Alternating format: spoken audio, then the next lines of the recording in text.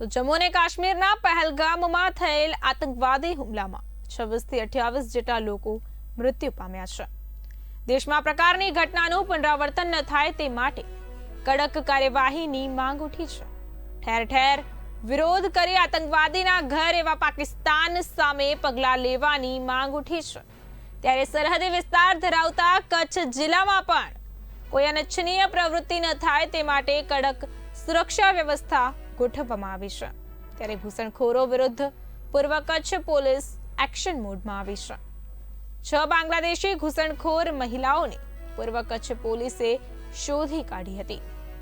અંજારના મેધપર બોરીચી વિસ્તારમાં સંત કૃપા સોસાયટીમાં બ્લેક બુદ્ધા સ્પા તથા બ્લેક રોઝ સ્પામાં કામ કરતી ઘૂસણખોર મહિલાઓની અટકાયત કરવામાં આવી હતી।